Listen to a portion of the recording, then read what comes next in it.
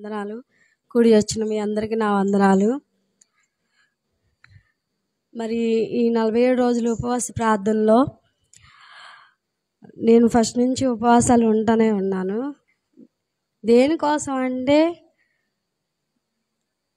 ఆస్తి కోసం కాదు, బంగారం కోసం కాదు, ఇల్లు కోసం కాదు, దేనికోసం కాదు. ప్రవచన వరం కావాలి అని అనుకొని ఒక్క తీర్మానం మీద నేను ఉన్నాను.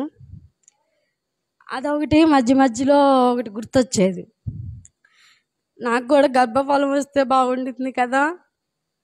నేను అడగట్లేదేమో, నిజంగా ఈ ఉపవాసాలు అడిగితే దేవుడు నాకు ఇస్తాడేమో అనుకొని గుర్తొచ్చినప్పుడల్లా చేసుకునేదాన్ని.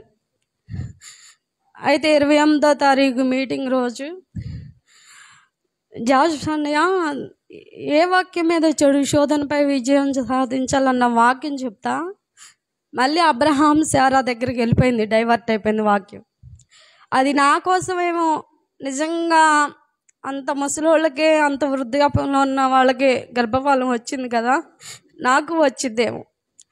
ఆ మీటింగ్లోకి వచ్చే ముందు కూడా ఒకే ఒకసారి ప్రార్థన చేసుకున్నా, దేవా ఇస్తే నాకు ప్రవచన వరం ఇవ్వు, లేదా నిజంగా గర్భఫలాన్ని ఇవ్వయ్యా అని అనుకొని నేను ప్రార్థన చేసుకొని ఇంట్లోనే వచ్చాను. వచ్చేసరికి ఆ రోజు ఆరాధనలో గొప్ప శక్తి నన్ను దేవుడు తాకాడు. ఎంత శక్తి అంటే తట్టుకోలేనంత విపరీతంగా అంత పరిశుద్ధాత్మని నేను పొందుకున్నాను. పొందుకున్న తర్వాత కావ్య ప్రవచనం ద్వారాగా నేను గర్భఫలం పొందుతానని కావ్య ప్రవచించింది. దాన్ని నేను నమ్ముతున్నాను, విశ్వసిస్తున్నా. అది లేట్ అయినా ఎన్ని సంవత్సరాలు పట్టినా దానికోసం ఎదురు చూస్తూనే ఉంటాను. అలాగే 29వ తారీఖు గుడ్ ఫ్రైడే రోజు గుడికి వచ్చాము. ఆరాధన జరుగుతూనే ఉంది. జరుగుతున్నప్పుడు లాస్ట్లో కూర్చొని ఉన్నా నేను. అందరూ ప్రవచనాలు మాట్లాడుతున్నారు, భాషల్లో మాట్లాడుతున్నారు. సరే, నాకు భాషల్లో మాట్లాడలేకపోతున్నా, ఏదో ఆలోచించమని దేవుడు ప్రేరేపిస్తున్నాడు. ఆలోచన అని ఏదో ఆలోచిస్తూ ఉన్నారు, చప్పట్లు కూడా కొట్టట్లేదు. ఎవరో ప్రసంగి అన్న వ్యక్తి బాగా దేనికోసమో ఎదురు చూస్తున్నాడంట. ప్రసంగి అన్న వ్యక్తి, ఆ వ్యక్తి ఆ దేనికోసం ఎదురు చూసినప్పుడు దేవుడు అతనికి అనుగ్రహిస్తాడని చెప్పమని నా మనసు ప్రేరేపిస్తుంది. అదొకటి. మళ్ళీ అది అయిపోయిన తర్వాత మళ్ళీ ప్రార్థన చేసుకుంటానే ఉన్నా.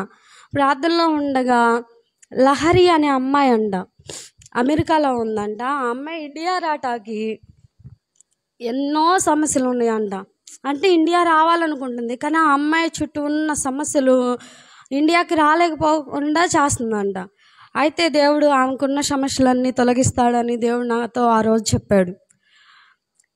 ఇంకోటి, మళ్ళీ ప్రార్థన చేసుకుంటానే ఉన్నాను. ఆరాధన జరుగుతూ ఉంది. మళ్ళీ యెరూషలేం పట్టణం, మన సన్నిధిలో వాళ్ళు, మన సంఘంలో వాళ్ళు 15 మంది యెరూషలేం పట్టణం వెళ్ళబోచున్నారు అని ప్రవచనం నాకు దేవుడు చూపించాడు. లాస్ట్లో ఇంకా ఆమెన్ అనే టయానికి ఇంకా ప్రార్థన చేసుకుంటున్నాను. I'm live in the Tamil Nadu. అంటే నా గురించి నేను చెప్పుకుంటున్నా, నేను తమిళనాడులో జీవిస్తానంట. తమిళనాడులో ఉండబోతున్నానని దేవుడు నాకు చూపించాడు. నాకు ప్రవచన వరం వచ్చిందని నేను నమ్ముచున్నాను. అందుని బట్టి దేవునికి కృతజ్ఞతాస్తుతులు చెల్లించుకుంటున్నాను. ఇదే నా చిన్న సాక్ష్యం. మొన్న మీటింగ్ రోజున ప్రార్థన చేస్తుంటే దర్శనం భాషల్లో మాట్లాడేటప్పుడు బాబు, ప్రసాద్ వీళ్ళిద్దరు కనపడుతున్నారు.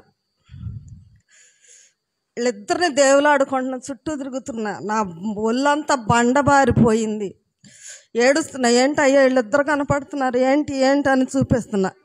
బాబు ఎటు దారయ్యా ఏది అంటే ఇటు చూపించాడు, కుడివైపు ఎడం చేతిగా. ప్రసాద్ పేరు కూడా పూర్తిగా రాలే. భాషలో మాట్లాడుతుంటే ప్రసాద్ అని అంటే ఏదయ్యా అంటే ఈ వైపు చూపించాడు. వాళ్ళిద్దరు బాప్టిజం తీసుకుంటారని కనిపించింది. ఇప్పుడు ప్రార్థనలో కూర్చున్న తర్వాత భాషలతో భాషలో మాట్లాడుతూనే ఉన్నాను. నా ఒళ్ళు బండబారిపోయింది. ఎవరో చుచి అంట. మాంత్రిక శక్తులతో పోరాడుతుంది. ఆ పాపగా ఆ అమ్మాయి కనపడుతుంది. చూసి అంటే ఎవరో తెలియదు, నాకైతే తెలియదు ఎవరో ఆ అమ్మాయి. మరి ఆ పేరు కనపడుతుంది, ఆ పిల్ల పేరే ఒక్కటే వస్తుంది. ఆ నోరు మోగిపోయింది, ఆగిపోయింది, భాషలు ఆగిపోయినాయి, ఇక మాట్లాడలేకపోతున్నా. ఆ ఒక్క మాటే కనపడుతుంది. తీసేయ్యా, ఎవరో తీసేయ్యా, తగ్గించాయా, తొలగించాయా అని ఏడుతున్నా. అయ్యగారు అంటున్నాడు, 2 చెప్పాడు. ఫస్ట్ చెప్పింది నాదే. అయ్యా నా బిడ్డలు మార్చు, నా కొడుకుని బాప్టిజంకి రప్పించు. నేను చచ్చిపోయేసరికి నా కొడుకు, నా భర్త, నా బిడ్డలు అందరూ మారి అందరూ ఒక్కసాట ఉండాలి. రక్తం మార్చి ప్రభువా. యశోదాకి అబ్బాయి పుడతాడు అన్నప్పుడు నేను ఎంతో ఏడ్చాను.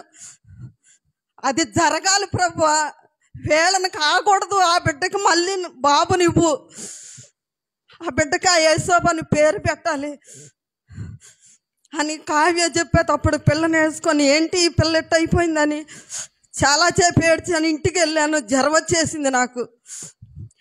ప్రార్థనకు వచ్చే శక్తి కూడా లేదు నాలో, ఒళ్ళంతా బండబారిపోయింది, మాట కూడా జలుబు ఎక్కువైపోయింది. రాలేకపోయి 3 దాకా కూడా నన్ను వదలలేదు. పడుకున్నా, అమ్మ రావంటే నేను రాలేనమ్మా, నాకు ఏంటో బాగాలేదన్నా. నేను చెప్పలేకపోయే ప్రార్థనకి సాయంత్రం లేచాక, అయ్యా రేపన్నా నేను వెళ్తాను, నాకు శక్తిని నేను అన్ని రోజులు వెళ్ళి లాస్ట్లో నన్ను ఎందుకు మరి నన్ను శోధించింది. పడుకున్నా, లేకలేకపోయాను. ఏంటమ్మా వెళ్ళవంటే నా మనసు ఏం బాగాలేదు అయ్యా అంటే నా వాళ్ళంతా బండబారిపోయింది, లేకలేనన్నా. వాళ్ళిద్దరిని చూపించాడు దేవుడు. వాళ్ళ కోసం మీ అందరు ప్రార్థన చేయండి, వాళ్ళిద్దరు బాప్టిజం తీసుకొని వాళ్ళు సంతోషంగా ఉండాలి. నా కుటుంబం, నా ఆడపడుచులు అందరూ కలిసి ఉండాలి. అల్లుడు కూడా తిరిగి రావాలి. అదే నేను చనిపోయేవారికి నా కోరిక ఒక్కటి అదే మిగిలింది. నా మనవరాళ్ళు, మనవడు, కోడలు, కొడుకు, కూతురు మొత్తం కలిసి ఉండాలని నా ఆశ. నా ఆడబిడ్డని ఇంకొన్ని కూడా మార్చాలని మీ అందరూ ప్రార్థన చేయండి. ఆ చూచి ఎవరో నాకు తెలీదు, ఆ బిడ్డ శుభ్రంగా ఉండాలి. ఇదే నా చిన్న సాక్ష్యం. దేవుడు దీవించును గాక. మీ అందరు నన్ను క్షమించండి. తలనొప్పితో బాధపడుతున్నాడు, దేవుడు స్వస్థిస్తాడని అప్పటి నుంచి ప్రార్థన చేయించుకుంటున్నాను. తగ్గుతుంది వస్తుంది, తగ్గుతుంది వస్తుంది. అయితే గురువారం మీటింగ్స్ జరిగినప్పుడు అన్నయ్యతో ప్రార్థన చేయించుకున్నాను, జాష్ అన్నయ్యతో ప్రార్థన చేయించుకున్నాను. ఆ రోజు నైట్ బాగా ఎక్కువైపోయింది, తలకాయ నొప్పి నాకు అసలు చాలా చాలా ఎక్కువైపోయింది. తల తగ్గలేదు, తెల్లారి కూడా అట్లాగే ఉంది. బాగా ఎక్కువైపోయి నాకు అసలు తల ఏదన్నా వేసి కొట్టేసుకొని చచ్చిపోవాలంత బాగా వచ్చేసి నేను ఎవరికి చెప్పుకోలేదు. అయితే పెద్ద వామిటింగ్ అయిపోయింది నాకు. వామిటింగ్ అయిపోయినప్పుడు ఇంకా అయిపోయింది నా పని, ఇంకా ఏం లేదు ఇంకా అనేది ఏడ్చుకుంటా పడుకున్నాను మంచంలో. అడుగుంటే అప్పుడు నా ఎదురుగా పాలన్నే మా కల్పమకు ఎదురుగా నుంచుంటే ఒక చెయ్యి వచ్చి నా తల మీద ఇలా ఇలా పడింది. అప్పుడు నా తలంతా మండిపోయి మంచంలో ఒక మూలకి వెళ్ళిపోయి వణికిపోయాను. నాకు అది ఇప్పుడు తలుచుకున్నా నా ఒళ్ళంతా వణుకొచ్చేసింది. అప్పుడు నాకు అలా ఎప్పుడైతే పళ్ళ మీద అలా చేయి పడిందో అప్పటి నుంచి నా తలకాయ నొప్పి లేదు. గుడ్ ఫ్రైడే రోజున అది జరిగింది. 10ంటికి లేచి టైం చూసుకుంటే 10 అయ్యింది. దేవుడు నాకు ఆ రోజు గొప్ప స్వస్థత ఇచ్చేసాడు. నాకు అన్నయ్య ప్రవచనం చెప్పినట్లే దేవుడు నన్ను స్వస్థపరిచాడు. ఎన్ని వేలు ఖర్చు పెట్టినా నాకు స్వస్థత వచ్చేది కాదు, నాకు తెలుసు. దేవుడి కార్యం నా పట్ల చేసినందుకు దేవుడికి నేను కృతజ్ఞతాస్తుతులు కలిగి ఉంటాను. అట్లాగే నా బిడ్డల విషయాన్ని నేను నిన్న ఉపవాసం ఉండి చర్చిలో ప్రార్థనిస్తే నా బిడ్డల పరిస్థితి ఏంటి ప్రభువా, నేనైతే ఏ పని చేసుకోలేనమ్మా, నా బిడ్డలు ఎలా బ్రతికించుకోవాలని ఏడుస్తున్నాను. అన్నయ్య ఇప్పుడు ప్రవచనం చెప్పాడు, నీ బిడ్డల విషయాన్ని దుఃఖపడవద్దు, దేవుడు నీ బిడ్డల మొక్క వెళ్ళి ఉంచుతాడని. నేను ఇదే రీతిగా నేను ప్రార్థన చేసుకున్నాను. అదే రీతిగానే నాకు ఇప్పుడు ప్రవచనం చెప్పాడు. దేవుడు నా బిడ్డలను కూడా జ్ఞాపకం చేసుకున్నందుకు నీ కృతజ్ఞత కలిగి ఉంటాను. ఈ చిన్న ప్రార్థన దేవుడు దీవించును గాక.